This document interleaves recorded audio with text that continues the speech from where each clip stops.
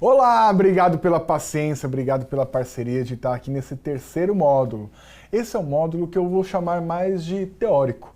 É um verdadeiro glossário para você entender termos, então é meio que uma aula de ética e cidadania, mais voltada para todos os públicos, então não é uma aula de faculdade, não é uma aula de direito, mas tem conceitos de direito, tem conceitos de ciência política, é um módulo, né? São 5 aulas no total. Uma aula a gente vai falar sobre o direito ao voto, uma aula a gente vai falar como funciona a política brasileira, outra aula a gente vai falar sobre o poder legislativo, outra aula a gente vai falar sobre o poder executivo, outra aula a gente vai falar sobre o poder judiciário. São 5 aulas, dá para, né, contar com a mão, com os dedos de uma mão, 5 aulas para você entender os principais conceitos de política. Eu não vou aprofundar, eu tenho outros cursos de aprofundamento. Se você é um estudante de direito, se você é um advogado, uma advogada, se você quer um aprofundamento, nós vamos oferecer aprofundamentos nisso. Se você tem mais curiosidade, fica tranquila, fica tranquilo, que a gente vai proporcionar outros cursos, mas a ideia desse curso, a ideia desse SOS Eleitor é fazer o básico mesmo. E esse básico é explicar um pouco as teorias gerais. Então a missão é que você entenda o voto, como funciona o voto, de onde veio esse direito ao voto, qual que é a base teórica do voto, como funciona a política, os 3 poderes. Eu sou de São Paulo, eu sou do Rio de Janeiro, qual a diferença do Rio de Janeiro para São Paulo? Por que eu voto em um, por que eu voto em outro? Por que eu não posso votar no deputado dali, X? Você entender um pouco como funciona a política na República Federativa do Brasil. E é isso. Esse módulo 3 tem essa missão e começa a aula agora. Começa nessa primeira aula, que é o direito ao voto, história e legislação. Isso mesmo, vamos falar sobre a história, como surgiu esse direito ao voto, porque não acha que sempre teve eleição no Brasil, não. Não, vamos lá. E no mundo também. O mundo não foi assim sempre a democracia. Muito pelo contrário, você deve lembrar das aulas de história que você teve momentos nada democráticos, momentos que a gente falava sobre ditadura, império, muito mais. Mas vamos falar sobre história e origem. O voto, podemos dizer sim, tem muita discussão sobre isso. O voto começou lá na democracia de Atenas, democracia direta. Eu digo nas minhas aulas, lá na graduação ou na pós-graduação, que você tem origem em democracia, sim, democracia ateniense. Mas se você ouviu falar que não, às vezes você leu um artigo de jornal, leu algum lugar que não, é muito simples. Eu vou te explicar por que alguns acham que não. É porque em Atenas eram poucas pessoas que participavam do processo político. Isso mesmo. Em Atenas, você tinha uma elite. Dizem até, claro, lá não tinha o IBGE ateniense, então eu não vou conseguir te precisar os números, mas tem relatos históricos que dizem que cerca de 3% da população era ativa, tinha cidadania, podia votar, podia participar do debate público. Os outros 97%, mulheres, escravos, eles eram proibidos de participar do debate público. Então, por isso, por ser um processo de participação muito pequeno em relação ao eleitorado, alguns rechaçam, afastam, ignoram e impõem que a democracia ateniense não seria o início da democracia. Mas foi porque foi o primeiro sistema político que deu, não a vontade de uma pessoa, de um príncipe porque era mais forte, porque era mais bonito, porque era filho de alguém, que mandava. Então, o poder, né, a autoridade, pela primeira vez, essa autoridade foi compartilhada por algum tipo de vontade geral. E é isso que é a nossa democracia. Então, agora, você já entendeu a origem e o debate, vai perceber que depois da democracia ateniense, você teve um período muito grande de não voto. Eu posso citar aí o feudalismo, você tinha relações feudais, relações familiares, o absolutismo, que colocava até o poder baseado na religião. Isso mesmo, acreditou-se em determinada época que o poder vinha determinado pela divindade, seja ela o nome que for, mas impunha um movimento religioso para que tenha dado autoridade pela divindade. E aí, quando que você teve o fim dessas premissas teóricas de divindade, de poder absoluto, poder do mais forte, poder do mais inteligente, e começou a regressar a ideia ateniense, agora muito mais expandida para toda a população, mas a ideia ateniense de que o poder advinha de um consenso e da vontade geral. No iluminismo com as revoluções liberais. Também não era algo democrático, também no sentido de todo o povo. Você vê lá a Revolução Francesa, então fala, a Revolução Francesa, 1789, foi um movimento que tinha muita burguesia, então também era muito elitizado. Você tinha, inclusive, voto censitário. O que é o voto censitário? Vota quem tem mais dinheiro, vota quem tem mais terras. Então, não foi que o voto ressurgiu já com a cara de que tem hoje. Todo mundo nasceu, tem idade, já pode votar. Não, ele começou com um movimento também elitista, mas tirando esse poder absoluto, tirando a nobreza, tirando os bem-nascidos e aumentando um pouco e baseando, assim, a base da vontade política. Por que que eu cumpro as leis? Não é porque alguém mandou, é porque houve uma vontade geral, houve uma representação. Isso mudou muito a partir da Revolução Francesa, a partir das revoluções liberais. Então, essa mudança de premissa foi muito importante para o mundo ocidental. E aí você teve sempre um movimento de aumento da participação, melhora dos instrumentos da democracia, refinamento de como seria o voto, expansão de quem votava, quem não votava. Então, a partir desse momento das revoluções, fim do século XVIII, a partir desse movimento, você começou a ter um crescente democrático. Alguns hiatos, alguns retrocessos, no século XX, obviamente, você teve com o fascismo, com o nazismo, movimento, obviamente, de retrocesso. E ditaduras, como aqui no Brasil, você teve ditadura, em muitos lugares do mundo, mas, num plano geral, você sempre teve um movimento de crescimento da participação democrática, dos instrumentos democráticos, que nada mais é do que o voto. Mas falei aí do mundo ocidental e no Brasil. No Brasil, a gente teve aí o Brasil colonial, o Brasil até tinha algum processo de escolha de representantes locais, mas o Brasil colonial, ele era, para começar, uma colônia. Então ele tinha o poder de império de sua metrópole, Portugal. Então não tinha muito o que determinar, não era uma democracia, não tinha uma democracia, e você não tem muito o voto contra exercício. Você tinha até consultas, a elite local, você tinha um processo de representantes locais, de câmaras de vereadores, tinha autoridades muitas dadas pelo governo, então você tinha um processo de organização política e até com algum tipo de permeabilidade à vontade das elites locais. Mas não é nada a ver com voto, nada a ver com democracia.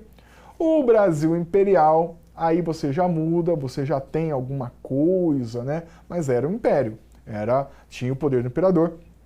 O imperador tinha o que era chamado de poder moderador, ele acumulava dois poderes.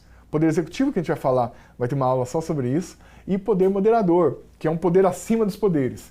Então, embora você já tivesse votação muito elitizada, muito pequena, sobretudo, vamos dizer assim, a partir do período regencial e do segundo reinado, você sempre teve um poder do imperador, sempre o imperador determinou. Inclusive, tem uma fase que chamam de parlamentarismo às avessas, porque era o imperador até nomeava o primeiro-ministro escolhido pelo parlamento, mas na verdade ele mesmo que fazia o parlamento, então eram as avessas. Então o imperador fazia o parlamento e o parlamento consensualizava. E o imperador ficava mudando de partido, de liberal para conservador. Então não existia uma sistemática que pudesse falar, não existia democracia. Não tinha.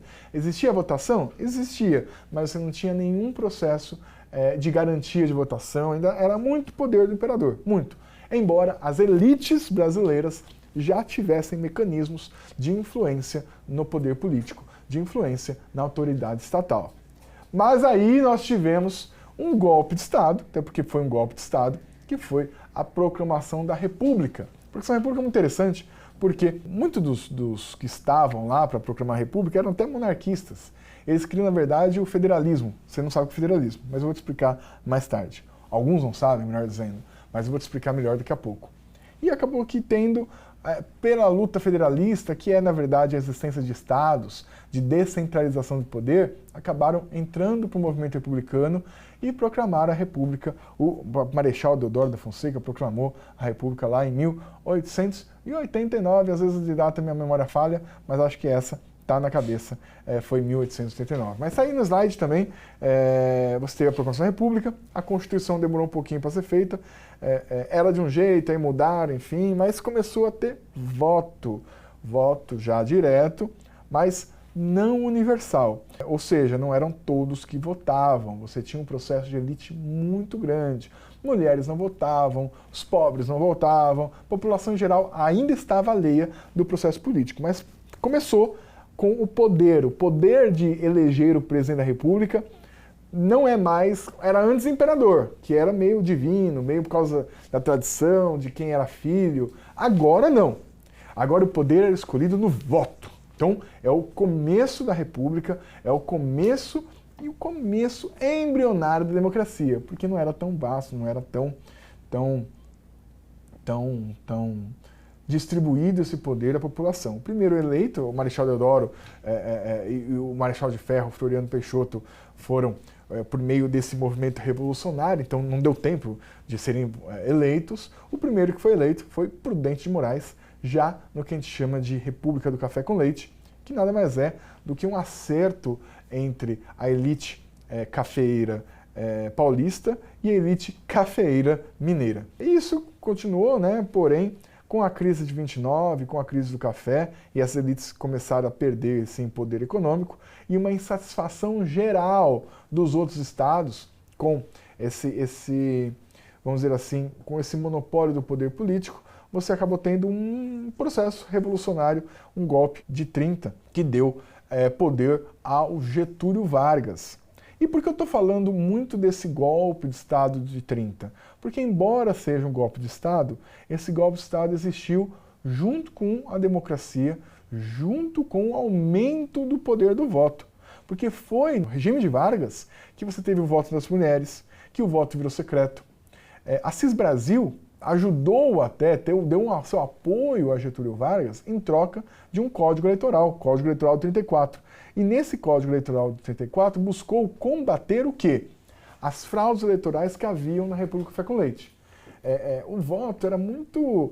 A pessoa vota, mas botava no papel, o cara trocava o papel, a pessoa ia com uma peruca para votar várias vezes, trocava de cabelo para votar outras vezes. Então era muito fraudulento o processo democrático da República. E, embora você tenha um golpe de Estado com muito poder do Getúlio Vargas, ele aumentou a rigidez, que a gente chama no direito, mas vamos dizer assim, aumentou a limpeza, aumentou a higiene até, aumentou a transparência do processo de votação. Criou a Justiça Eleitoral, que é muito importante até hoje, criou o Código Eleitoral, criou todo esse processo de você ter voto secreto. Isso é uma bênção, né? Voto secreto.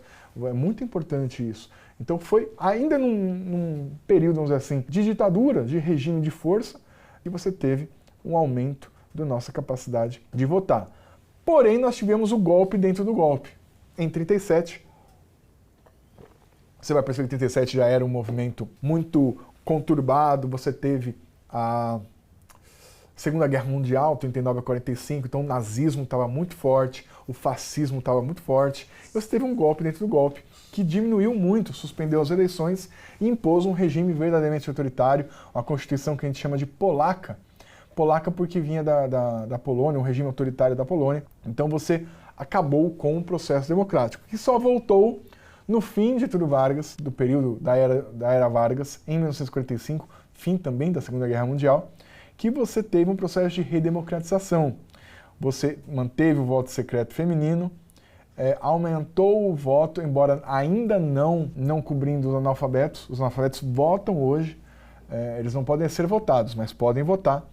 Então, ampliou o espectro de votantes, ainda não cobrindo o dos analfabetos.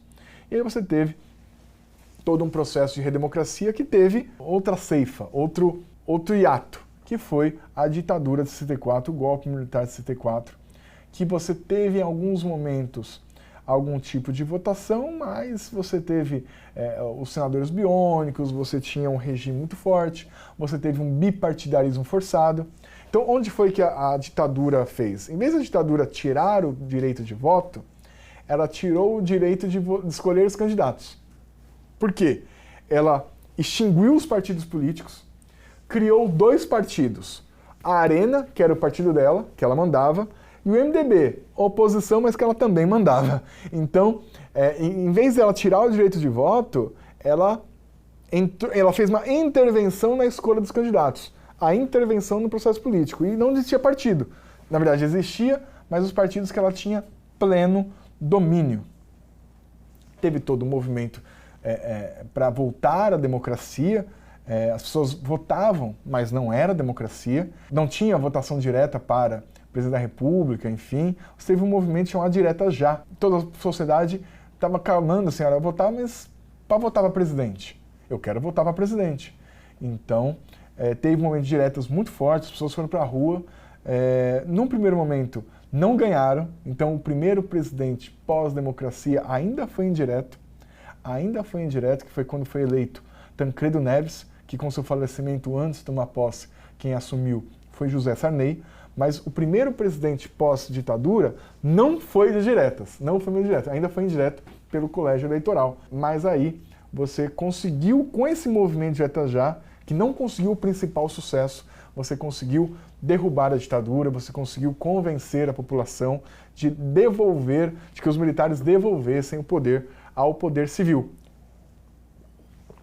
E aí veio a nossa Constituição de 88, tem vigência até hoje, está em vigor, que é a Constituição de 88. Aí ampliou bem. Voto direto, sufrágio universal, só menores de 16 não votam, os analfabetos votam, mas não podem ser votados. Tem pluripartidarismo, então pode criar partido com muito mais liberdade. Então, impôs-se mesmo um regime de liberdade política, retomando, sim, a democracia e aprimorando cada vez mais a votação. E nesse aprimoramento nós tivemos em 96 as primeiras urnas eletrônicas e em 2000 em todo o Brasil.